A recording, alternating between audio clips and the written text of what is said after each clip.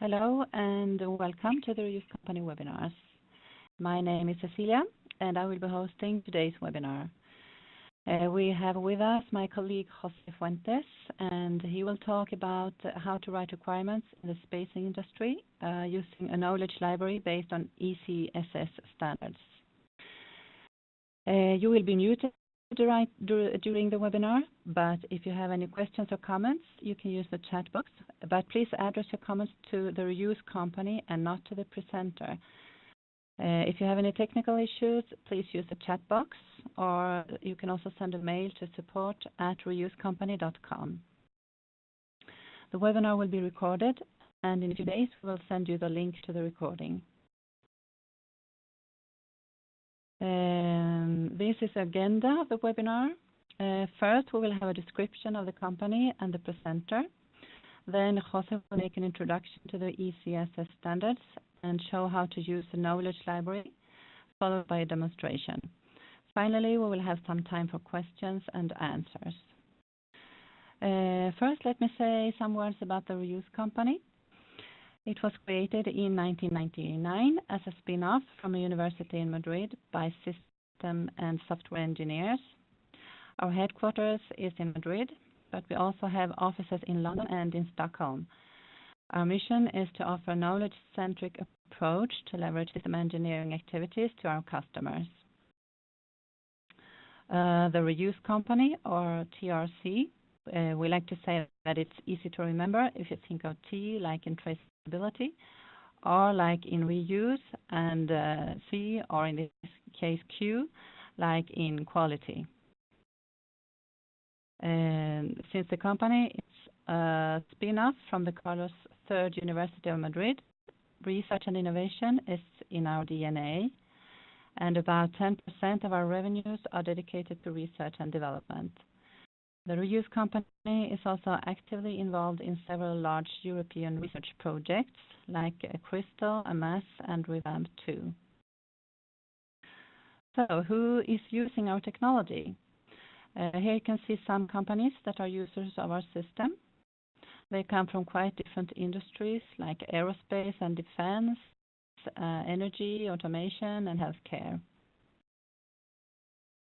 And now let me introduce you to the presenter, Jose. He is Chief Operating Officer at the Reuse Company and has been the Product Manager of Requirements Quality Suite tools for more than 5 years. He has the INCOSE CSAP certification and is a member of the board of the Spanish chapter of INCOSE. He is also an active contributor to the INCOSE guide for writing requirements. So let's start then with the presentation. We hope this topic will be of your interest. Thank you, Cecilia. Thank you, everybody, for attending this webinar. The webinar will be aiming to show what is a knowledge library on top of our tools for knowledge management and dedicated to enhancing the way you write requirements, but in this case, using the ECSS Standards. ECSS, for those of you who already don't know what this is the European Cooperation for Space Standardization.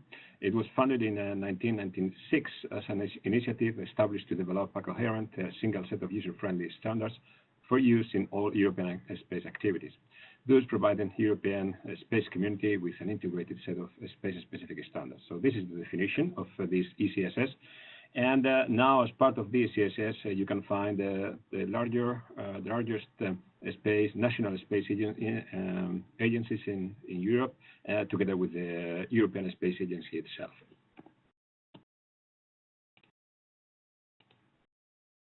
This standard is including or describing a set of, or let's say this ECSS is including a set of standards, handbooks, and technical memoranda, mainly covering these 4 branches or disciplines, starting with project management, product assurance, engineering or space engineering, and sustainability.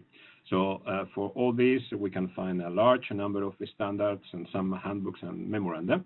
And of course, as a cross-discipline approach, we have also found a glossary describing the most widely used terms in this industry.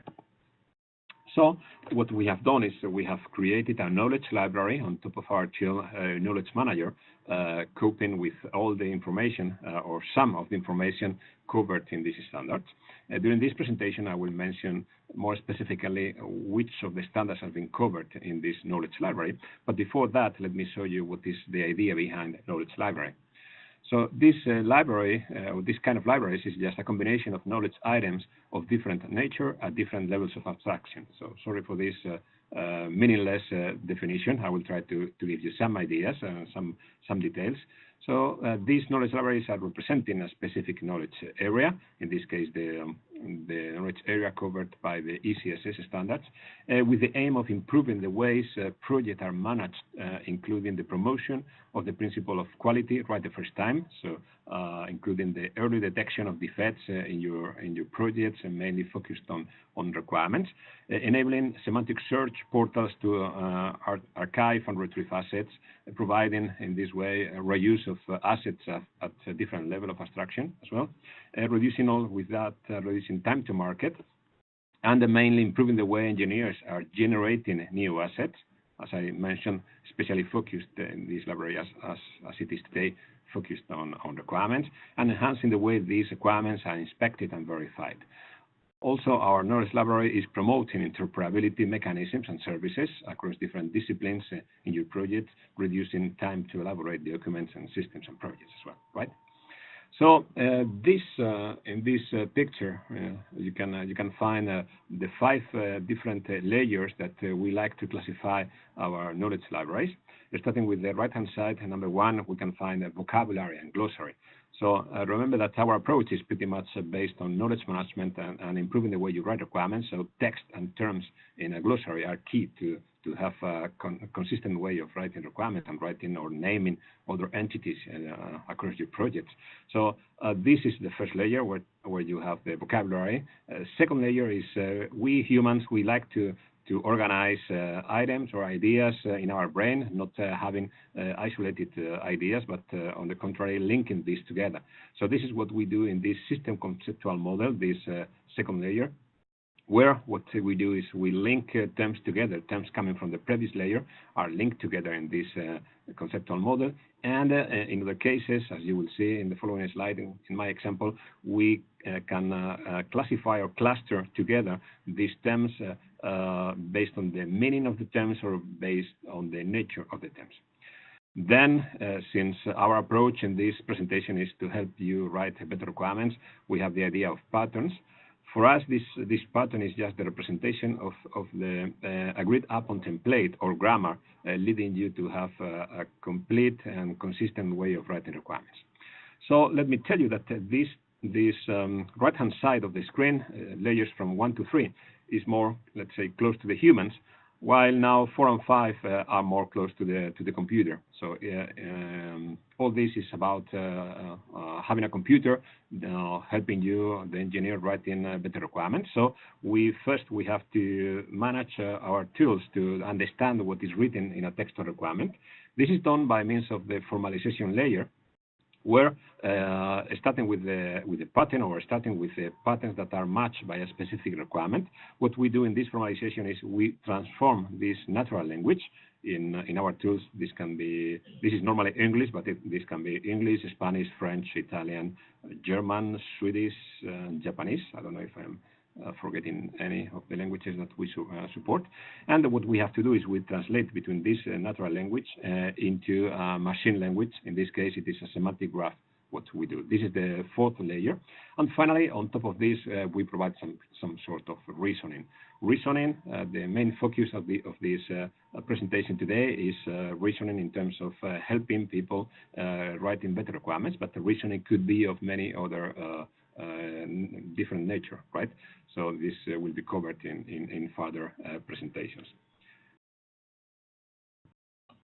So as an example of this kind of libraries, we can find this with the 5 layers that I was mentioning before, starting with vocabulary, where we have just a list of the different terms that could be of use in a particular domain.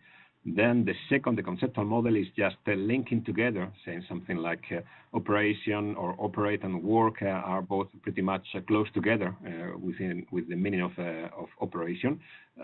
Temperature and pressure are both environmental variables, or system could have, let's say, a child, which is aircraft, and these two specific types of aircraft that are this AC2233 or AC2244, invented by me, let's say.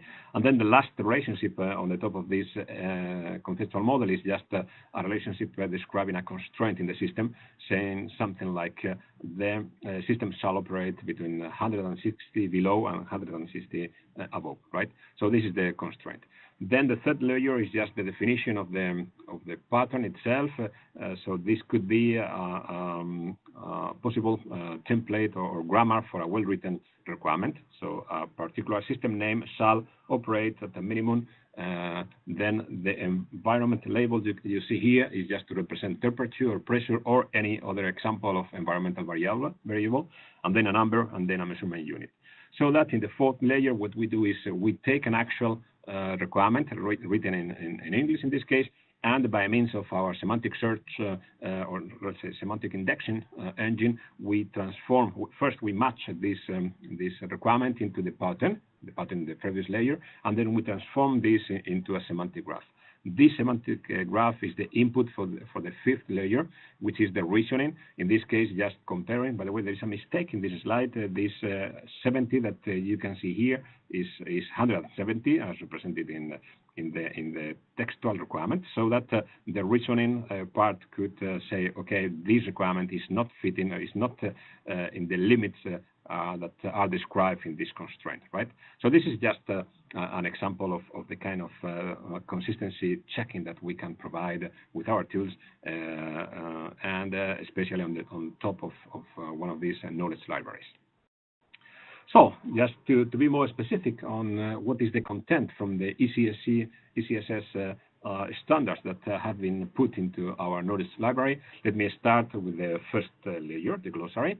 As I mentioned before, there is a complete document in the ECSS, which is the ECSS ST0001C. This is just the glossary of terms, the large amount of terms, thousands of terms, together with a definition for each of these terms. So all these terms, or having these terms on top of or included in our tools, provides a consistent way of naming and understanding the concepts across different players in the industry. And of course, the system can highlight and link references to these entries in your requirements or in your documents in general. So these are two screenshots of our tool, Knowledge Manager, showing some contents of the ECSS glossary. Then, as I mentioned before, the second layer is putting this with a kind of order, linking things together. So this knowledge manager is now showing us some relationships between terms, right? So that we can say that we have the term phase, and within phase we have detailed definition, disposal, feasibility, and so on and so forth. Or we can have the term segment, and below segment we can find let's say the children of segment, in this case ground segment, launch segment, space segment, support, and user segment, right? So all this with the proper definition. This way of linking things together provides means to propagate queries in the reuse stages of our systems, or just providing advanced information retrieval on top of our search engines. As a part also of this system conceptual model, we have the clustering idea of putting terms together just based on the nature or the definition or the meaning of these concepts. In this case, you can see a cluster called system, grouping together all the entries from the glossary that are named as a system. So you can find altitude and orbit control system, the control system itself, coordinate system, and so on and so forth. This clustering of terms provide us with means to fit the textual patterns with actual requirements and help the authors of the requirements while they are writing the requirements on top of our requirements authoring tools, for instance. Then, following now, or changing now from this previous glossary standard to other standards, we can find the ECSS standard for technical requirement specification, the 10.06. This standard provides an overview of the purposes and position of the technical requirements specifications, defines the different types of requirements, and defines requirements on the technical specifications and on its requirements.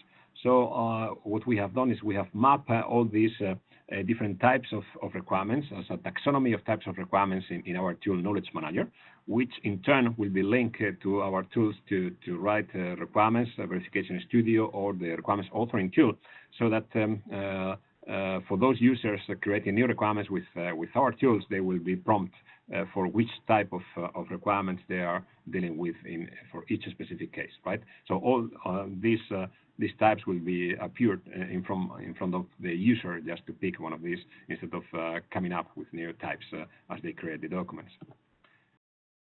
Using again this similar approach, what we have done is in the very same standard, we can find not only this definition of the different types of requirements and the intended use of these different types, but also we can find one or many examples for each of the types. What we have done is we have created specific patterns, textual patterns, requirements patterns for dealing with all these examples. These patterns will provide the users with a reference during the requirements authoring phase, will allow an automatic parsing of textual and unstructured documents, and some of these set of patterns will be or could be used for consistency checking or for the automatic generation of models out of the textual requirements. In our case, we are dealing with SysML models, mainly generating SysML models automatically from textual requirements, and we are now studying the possibility to also generate object role modeling, ORM, as is described in some of the standards in the ESA as well. As an example of a pattern, you can find this that I saw in this slide: entity, modal verb, communication verb, entity, operation, and entity. This is just an example of what an abstract representation of what an interface requirement could be. So this is in the screen. What you find is the definition in this standard of what an interface requirement is, and this is just the transformation between this structure in the previous slide and our tool Knowledge Manager. So this is the representation in Knowledge Manager of all the different building blocks conforming a well-written interface requirement. All this will be in later stages when a user is in fact actually writing a requirement. The structure of this pattern appears for the user when they are writing requirements. In this case, I am focusing on doors because doors is the preferred requirements management tool so far in the ECSS. However, we can also interface with plenty of other different requirement management tools in the market. So when we provide a plugin for one specific tool, as in this case, this is the plugin for doors. First, you can see here on the top that the user is capable of picking one of the different types of requirements, as described in the previous slide. Then, together with the requirement, we have a pattern. You will see all this in the live demo in a minute. And then once you pick the pattern, you can see in front of you the definition of the pattern. You can follow you can, of course, move the mouse and click on the pattern so that you can find the definition, the intended use, examples of other requirements following this pattern, and of course the structure in front of you. This is no longer the knowledge management tool. This is now the tool we put on top of doors to help the authors of the requirements, so that you can see what is the structure of the pattern. And of course, as you are typing, this tool is also connected to the glossary, so that you can see here a drop-down list showing you the key concepts from the glossary. In this case, I'm writing my requirement. Now this is the final block, just telling me which is or where I have to select which component or subsystem should be connected to the product described in my document, so that all these in the screen are the name of the subsystems or parts in the glossary. Of course, I have already typed GR, so only those starting with GR will appear, so that I can just pick one and finish my requirement. Now, hopefully, using the terms from the glossary just to have consistency in terms of the keywords that I use and consistency in terms of the structure based on the pattern. So this is what you get when you write requirements, right?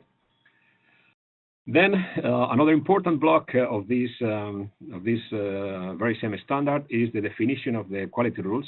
Chapter 8 is defining a number of quality, let's say quality characteristics, 10 different quality characteristics, starting with performance, justification, configuration management, ambiguity, uniqueness, identifiability, singularity, completeness, verification, and tolerance. I will describe each of these in more detail in the next slides. And also, all these 10 rules are together with 3 recommendations for wording, including the format of the requirements, which is covered by our patents, the verbal form, including the definition of the main modal verbs that should be used in your requirements, and including section 833, a set of keywords that should not be used in your requirements, so the restrictions in terms of keywords. So let me go into a little bit of detail for these rules, because mainly what you find in this standard is that all these quality characteristics are, of course, all of them are very nice to have, are lovely quality characteristics, but somehow we find that this is a little bit very high level or very still abstract definition. As a clear example of that is what you find in this small piece of information coming from the standard, which is section 824, ambiguity. The only description you can find is the technical requirements should be ambiguous. So what we have done is, when we found that these quality characteristics are so abstract, we complemented these quality characteristics with a set of different rules. Some of them are coming from the INCOSE guide for writing requirements, which is some of our references in terms of quality rules for requirements, but others are coming from our own rules or from literature on how to write or what not to do or to do when it comes to write requirements. So as a result, we have created this library, including more specific rules for each of those quality characteristics.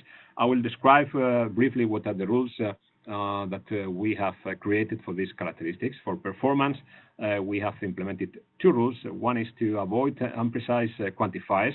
So the idea of avoiding something like there shall be many of these, or it has to be quick or something like that. These are imprecise quantifiers. And of course, forcing the detection of a performance attribute together with each object indoors. Second is justification. This justification is based on 2 of our rules. First is similar to the previous step, just checking the value in a justification attribute indoors. And second is the detection of the entity responsible for the technical requirement. So we will be forcing each requirement to clearly identify as a subject of the requirement one of the entities as described in our system, right? Then we have the third quality characteristic, configuration management. What we do is we detect backward and forward traces for the requirements. For ambiguity, as I mentioned, this is described in a very abstract way. So we have come up with a list of different rules, like detection of ambiguous words and expressions, detection of passive voice, because normally passive voice is prone to missing subject or is prone to missing information in this passive voice, detection of conditional voice, detection of active voice. I have to mention that some of these rules are, let's say, somehow in contradiction with the actual requirements that we have found in some or many of the ECSS standards. In many of these, you can find a passive voice, or you can find conditional requirements, or you can find, for instance, I'm also mentioning in this slide the use of pronouns. I don't like to find pronouns in my requirements, but pronouns are used in some of the standards that I have checked out. So detection of inconsistent measurement units, for forcing that each number has to be followed by a measurement unit or by the name of an entity, readability, incorrect punctuation, misspelling, pronouns, as I said, detection of terms or special acronyms that are not fully or well represented in the common glossaries, and so on and so forth. So this is the kind of rules we have created for ambiguity. For uniqueness, we have a metric, a special metric based on identifying overlap requirements to avoid the same requirement or the same need expressed 2 times, let's say, in your document. So let me show you just very briefly in which way the tool behaves. So these are just two examples of two requirements. Just because of the length of the requirement and because of the main keywords, probably you can think that these two requirements are different. But as soon as you read it in more detail, you find that these two requirements are meaning pretty much the same. So what we need is for our tool to identify that these two requirements are overlap, or these requirements are not unique, let's say. So what we do is we, thanks to the idea and definition of patterns that I was introducing before, we transform this into a kind of semantic graph. But in order the semantic graph generated out of these two requirements to be considered as a similar semantic graph, what we need is some sort of information beforehand in our knowledge library. And this is what we have done with this knowledge library. So in this case, we have identified, or we have said in our library, that there is an equivalence between a target and hit. Let's say that in this domain, they are considered, according to the information in this ontology, they are considered as synonyms. Very similar with the idea of actions like identify, discover, detect, find. So all these are having a common, let's say somehow common meaning. And also we have implemented a taxonomy, including terms like radar as a special type of electromagnetic sensor, in turn as a special type of electromagnetic device, and finally this device is a kind of system, right? So provided that all this information is stored beforehand in the ontology, it is very easy for our tool to say, wow, these two requirements are the same, so these requirements are not unique. So this is what we have implemented to cope with this quality characteristic. Then identifiability. The metric that we have implemented is that just to check that the subject of the requirement expression is a function, a product, or a system, as defined in the glossary. We are also forcing for a unique identifier for the requirements, and we are also checking that the content of this identifier attribute is what we expect, or contains what we expect by means of checking this with a regular expression. So these are the kind of rules that we have implemented. For singularity, we will be implementing rules just to force a single expression in the requirement based on patterns, ensuring that the requirements have the proper length, avoiding connectors and combinators, and or as well as and so on, avoiding open-ended expressions like etc. and so on, and others, avoiding enumerations, avoiding too much detail in the requirement expressions, avoiding even using parentheses, and avoiding, let's say, or detecting where when you are using or you are stating the rationale together with the requirements. Normally, this has to be done in a separated attribute indoors, right?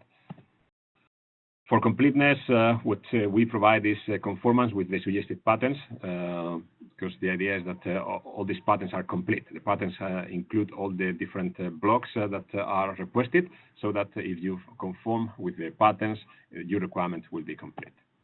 Then for checking verification, our only metric is just the detection of a verification attribute linked to each requirement. While for the tolerance, what we are doing is for some specific parameters that you can identify in the library, we force that whenever you provide a value for this parameter, this value is followed by the tolerance. This tolerance could be expressed as let's say as a whole number or as an absolute number, as in the first example, 30 plus minus 2 kilo. While in the second it is represented as a percentage of the previous amount, right? So these two options are valid. If one of the good points of this library is that first, it is available for you to download and to play around with this library, with our tools. And second, even if some of these rules could be included in the library, you can enable, disable, you can adapt, you can tailor, so you can adapt all these rules and patterns and everything to the specific needs or the specific way you like to write your requirements. So this is just an example of our tool Verification Studio. I will focus on this tool in the live demo, so I skip all this. It's better if you see it in the demo. This is just the evolution of the quality on the time and so on, right? So what are the next steps before I start with the live demo? First, a glossary is normally a living entity. Glossary will include new terms in the future, and also we will be implementing more and more relationships and clustering in this glossary. Second, we have found other standards, not only the requirement specification standard, but we would also like to focus in our next version in the standards based on verification. So we have found one standard and one handbook. So we would like to implement in our library the definition of the main entities as proposed in these standards and handbooks, the verification approach, the method, the level, the stage, so all these entities described in these documents. We would like to support the verification process in our tool verification studio, just following the process as defined in these standards. So the typical planning, execution, reporting, control, and closeout. And since this handbook is also including a set of typical reports, we are now implementing these reports on top of our tool, right? Other capabilities that we could be implementing related to the ECSS is the semantic search of requirements based on these ontologies and the patterns, advanced traceability and generation of models, especially ORM, as I mentioned before, right? So now I will start with a live demo. Remember that if you have any questions so far, you can still use the chatting box just to write down your question. And all these questions will be addressed when I finish this live demo. I've prepared a video just to show the demo. So in here, what you can find is Verification Studio. Here, this tool Verification Studio is showing you the different connectors to different requirements databases. Some of them are DOS databases, or it could be DOS next generation, PTC, Excel, XML, visual requirements, and some others. So once you establish the connection is already available for you, so that connecting to this document with our tool is just as simple as a double click on the connector. So let me now connect to this project. This project, the project I'm connecting to, just have one formal module on it. It is a very small one, just for the purpose of this demo. So these are all the requirements in this module, only 25, to have a very quick quality assessment of these documents. In fact, all these documents are mainly what are the examples in the ECSS standard for technical requirement specification. So this is mainly the tool Verification Studio. Let me start from the end, from the quality assurance, just to show you what you can do with the tool. So these are the three main blocks. I start with the quality assurance, and this is where you can define the set of rules to be applied to your documents, right? Provided that the glossary is already worked out in our tool Knowledge Manager. So in this particular case, I have only one set of rules. You can come up with different set of rules, and you can apply different set of rules to different documents. But the library only includes one set of rules. So these are the 35 rules that I have identified as described in the previous slides, right? You can follow all these in performance, justification, traceability, ambiguity. So all these 10 different blocks that I was mentioning before, plus the three blocks more related on the wording of the requirements, right? So all these are just correctness. We can implement rules for consistency and completeness, but mainly this standard is focused on correctness, as you can see in these 35 rules, right? Consistency, I have created only one rule, and I will create during the demo. I will create another one. And completeness, there is no metric for specification completeness. We can analyze the requirements completeness, but not the completeness of the specification as a whole, right? So let me go back to correctness. These are all the rules, and for each of the rules, you can find that you can provide a weight for the rule. You can enable, disable the rule. It is very easy to come up with your own tailored set of rules. For each rule, you have a rationale behind the rule, as you can see here. Right? Of course, you can change the values if you wish, provided that you just download the library. You can change all these names. You can enable, disable, and more specifically, you can provide what is called the quality function. So normally for each of our rule or for each of our metric, we will have a quality function, just trying to translate the quantitative value as obtained for each of the rules into a qualitative value, right? So this is the acronym, the unknown acronyms. So I'm expecting to have 0 unknown acronyms. So this is why this binary quality function is 0 is okay, 1 or more is not okay. So most of our rules are just like this one, are binary rules, but some others are a little bit more complex, but very easy to understand. So for instance, the text length, I can say that if the requirement is very short, it is less than 4 words, then probably it is very difficult to write a requirement in less than 3 words. If it is from 4 to 35, it is a valid requirement. 35 to 60, it is medium quality, and from 60 on, it is a poor quality requirement, right? So this is the idea behind these quality functions, even if, as I said, most of the rules that you can see here in the list are just binary, and there is no need to deal with this kind of complex quality function, right? Anyway, editing any of these limits is very easy. If you want to allow larger requirements, it is as easy as extending this value. So the second block of the tool, once you have created that, or just let me go back just to mention another point here, which is the definition of the patterns. I was mentioning these 12 different types of requirements. So you can decide for each pattern or for each metric configuration which of the different types of requirements you want to use, right? So you have these 12 options available for you, as you will see in a minute. So now, yes, let me provide more information about the tool. So I click on project configuration. In here, I can assign a specific set of rules to my documents. I have only one document and one set of rules, so it is a very straightforward decision.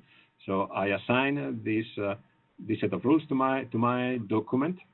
And now let me show you some additional details on that. You can see a lot of information for the configuration, but I will just focus on the most important ones. So first of all, we can save the results of the quality assessment not only in our database but also indoors. Click on the first option. The second is a kind of trigger to have automatic quality analysis. Even if you are not using our tool, you could have the results of the quality assessment. This is the trigger. Of course, if you allow the triggers to be created. If not, you just disable the option. The rest of information is less important. Probably the only piece of information which is also important here is the way to filter out which objects in your DOORS module are actual requirements, just to filter out comments, headings, and all this that is not a requirement. So I close here.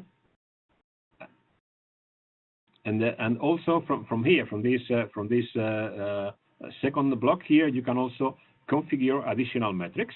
So in this case, let me show you how to deal with an additional consistency metric.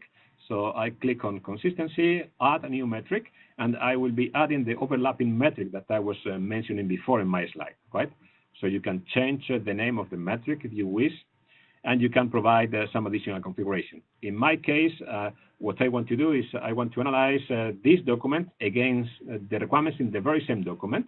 So I click both source and target as the same. This limit below is just how similar I want to be alerted. Let's say that something which is over 90% of similarity is that they are pretty much the same requirement. So I put it in 90, and then I accept and click OK. So the rule is the metric is already created. So now I have two metrics for consistency, together with the rest of 35 rules for correctness, of course. So now I click on quality control. Now I have a new metric, so I assign again this new metric to this document, and I click on the quality control metric. So these are now my 35 requirements. Now I can very quickly analyze these 35 requirements against these my 25 requirements against the 35 rules. So it is very quick, the quality analysis for this small document. In fact, most of the time is devoted to store the results indoors. So now we got it. I just click OK, and then I can see a lot of stars here in my document. So these stars are representing these two columns, correctness and consistency, so that I can now sort or filter based on the results of this quality assessment. right? So now let me just filter and focus on those requirements with poor quality, with let's say 1 star. So I click in here, and I have the requirements with 1 star. So these are my 9 requirements, rate as poor quality. So just hovering the mouse over one of these stars, you can see the details, why this requirement is considered as poor quality. Of course, TVC is an awful requirement, but some of these, there are plenty of let's say, mistakes. And in most of the cases, the mistake is just that the requirements are lacking this verification attribute or the proper rational attribute and so on. I can double click on my requirement just to have some additional detail. So when I double click, the requirement opens in front of me, the actual text of the requirement. And in here, in the right-hand side of the screen, what you can see is a red frame, meaning the quality level for this requirement is low. And we can find the detail of which are the rules, out of these 35 rules, which are the rules correctness. This screen is focused on correctness, which are the correctness rules that are not met by my requirement. So I can click on any of them, and the tool will be highlighting this defect in the screen, so that if you wish, you can fix this defect and provide a better content or better wording for your requirement. So in this case, the requirement is using should instead of shall. So for instance, you could highlight this as conditional.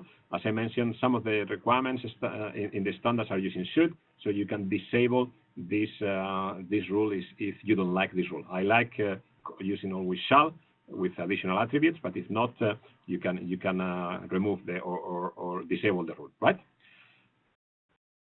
So of course, in this case, once you fix this defect, if you have the rights to store back indoors, you can just click on save, and this requirement will be saved indoors because, of course, the tool is fully connected to doors, right? Let me exit without saving, and let me show you some details of the tool. We can now focus not on the requirements, but rather on the metrics. So you can see how many requirements you have with high, medium, low quality. And these are my 35 metrics, and I can find how many of my requirements are meeting or not these rules. I can see what are the most frequent mistakes, the least frequent mistakes. So this is statistical information that could allow you to improve the level of quality of your requirement, let's say, as a whole, right? So these are the rules that I have never broken, let's say. So you can see this information in a kind of a timeline. So this is the quality evolution. As you can see, the quality is going down, which is not normally the case. When you use our tool, normally the quality is going up. But in this case, I was adding more and more metrics along the time. So this is why, because of this editing new rules, the quality seems to be going down and down. But the quality of the requirements itself, it was the same, but more quality rules, or let's say less level of quality. This is the reason why it is going down. Aside of this charting, we can provide other advanced reporting in the tool. So we have 2 main reports. One is the full report, providing a lot of information. The second short report is a more concise report that we can generate in PDF, in Excel, in Word. And you can even create your own custom report, including exactly the information you wish, right? So this is, very briefly speaking, all the information and all the features of Verification Studio. Now let me jump or change into doors just to show you the second of our tools, the requirements authoring tool. So this is the same project and the same module that I was using in the previous Verification Studio tool. So these are my 25 requirements. And now, because I store the results of the quality assessment back indoors, you have all this information here that I am showing you. We have just created an additional view, the quality view. And this quality view is containing all this information, right? So level of quality and mainly the main results of after the analysis of each of your requirements, right? So of course in here you can still write a new requirement, as I'm doing now, following the typical doors mechanism to write a new requirement.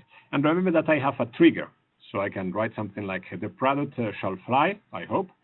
And as soon as I store this requirement in the doors database, the tool will be analyzing this and telling me, okay, the level of quality is medium because of this and this and this and this. You could follow this and check why it is just a medium and not high quality, right?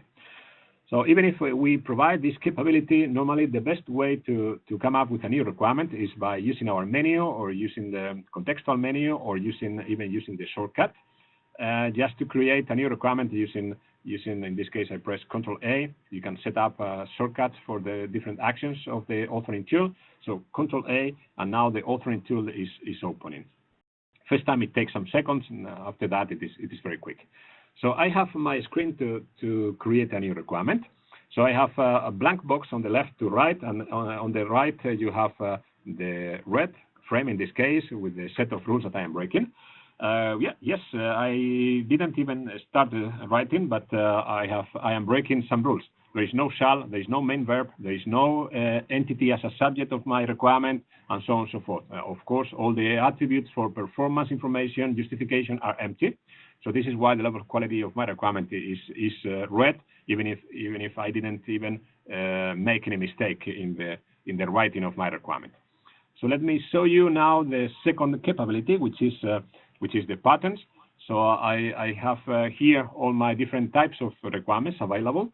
Remember the definition in the previous tool, Verification Studio. And now for this interface requirement, I have only one pattern. This is the information about this pattern, the description, the examples, the intended use, and of course the structure itself. So I have to name an entity, modal verb, a communication verb, and so on. So I start typing, and then you can see that there is a kind of a drop-down list showing up information coming from the glossary. So only those terms coming from the glossary that are suitable for each specific block of the requirement according to the pattern will appear in front of me, so that I can pick a term instead of having to come up with new names, right? So let me write the product, the 4 options that are open in the standard. The product shall, and now a verb with the semantics of communication, of interface, dialogue. So you can see how quick is to write a requirement, because I can, once I have the keyword, I can just press the tab key and the keyword appears. So the product shall dialogue with the ground segment using telemetry, right? So now you can see that this yellow frame surrounding my requirement, now it turns into green, meaning that the structure of this requirement is okay, is fitting with the content of the pattern. And of course, in the right-hand side, this green is meaning that only the metrics dealing with the empty attributes have been detected. For the rest of the metrics, everything is or seems to be okay. Right? So this is my requirement.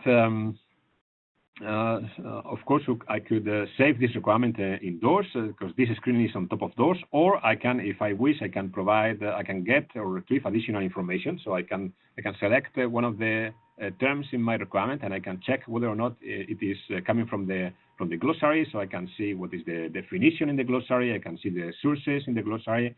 I can see the clusters, the scope note, or I can see even the relationship, right? And let me just show you how, or a different use case where, suppose that instead of using terms from the glossary, I have to come up with a new term.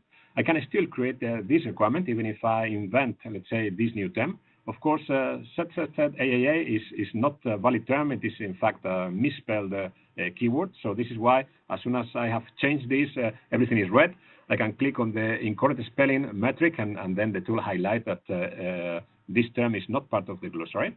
However, what I can do is I can communicate with the glossary manager and say, okay, please consider the possibility to add this new term in the glossary. So I can write down the description or my request. So please do this for me.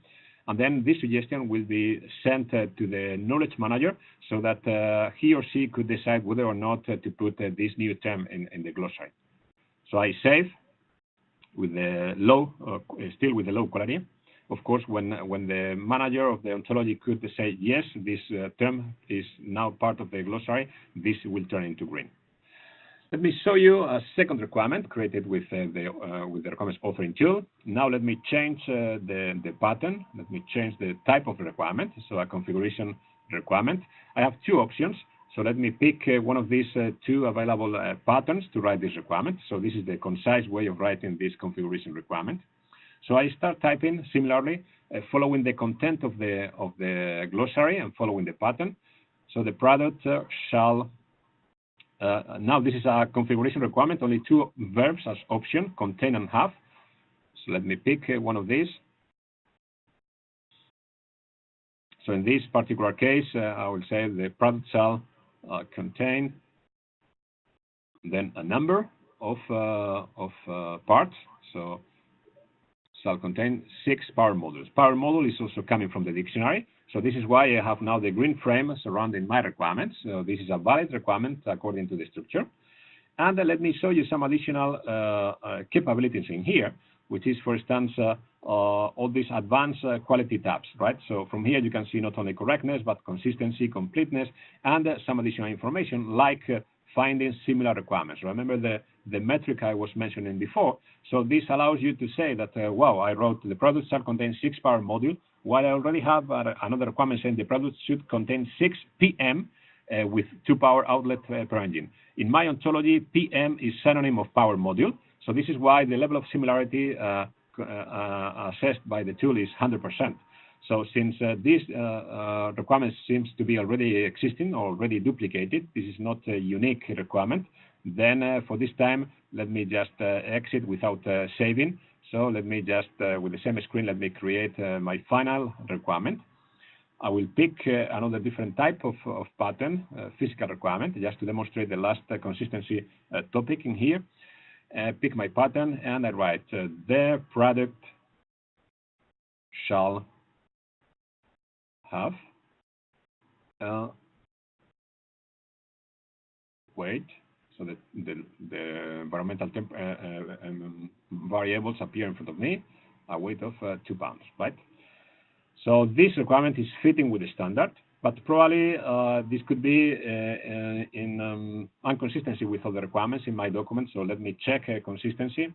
Remember that I had this metric to check the consistency in terms of the measurement units that you are using.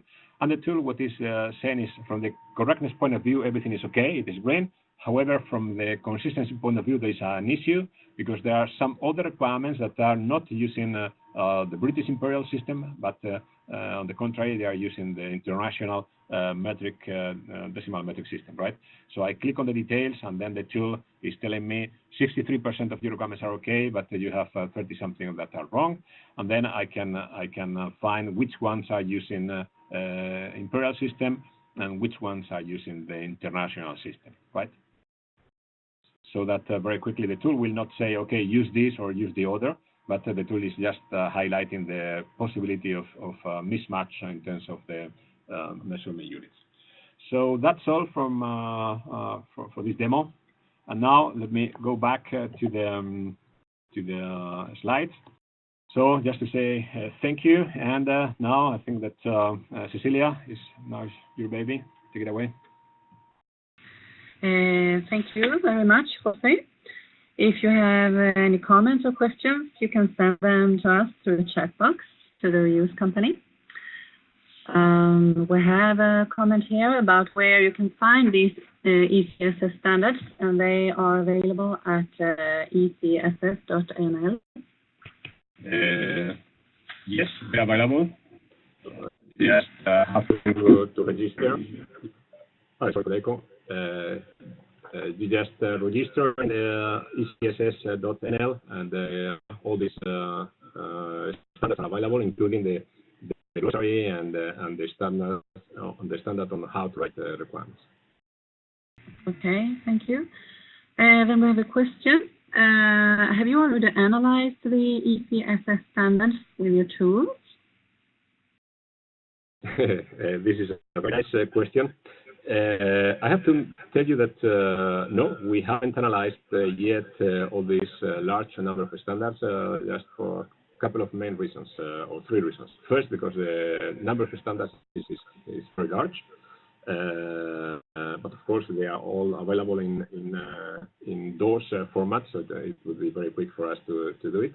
But the main reasons is second, because we have identified some common content in most of these standards that are not following our basic approach on how to write requirements. So, for instance, passive voice is repeated over and over and over again in these standards, and pronouns as well, and mixing in the text of the requirement, mixing the specific need together with the rationale. So this is why I decided not to show you a real requirement document or a real standard on the screen, right? So these are the main reasons. Can you explain what SRL is? Yeah, this SRL is our system representation language. Is the formal language based on semantic graph that we use to represent in our system the text of requirement. So once we take a text of requirement as written in English, and when I said English, it's because this standard is done in English, but we can also deal with French, German, Spanish, Italian, Swedish, and Japanese. So what we do is we take the requirement in our language and we transform into something that the tool can understand and deal with. And this language is our SRL, which is a kind of semantic graph. You have, if you're interested on that, just send me an email and I can send you additional information on this, because we don't have much information available in our website for this SRL. So please send me an email and I will provide you with additional information. You said you have an own language for formalization. Is this a proprietary language? This is our SRL and is done by us, so it is proprietary language, but it is an open language. So we have papers already published describing what is the, let's say, the resource shape of this language, so you can see what is the content, the structure, what we get, and so on and so forth. So, and this is the basic of the rest of automatic quality assessment, or generation of models, or translation of requirements, or generation of test cases. So all these properties we have only covered today, the quality assessment, but all these are based on the idea of transforming natural language text into this SRL. How effective would the analysis be if an organization is not using formal patterns for requirement types? Formal patterns is just one of the blocks that allows us to write better requirements. The second block is the identification of the quality rules. So you can use both together to have a more powerful approach, or you can use just the set of quality rules applied even if you don't follow a quality pattern. So you can apply just let's say the items that was shown in our tool in the right hand side of the screen in red. So what was the defects that were found. This can be used without patterns. Thank you very much again to all the participants, and thank you very much, Jose.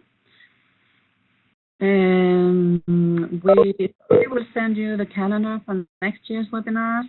You can also find this information on our web, reusecompany.com/webinars. If you have any further questions or want to have more information, don't hesitate to contact us by email to contact@reusecompany.com or through our website, reusecompany.com. Thank you very much, Cecilia. Thank you, everyone. Goodbye.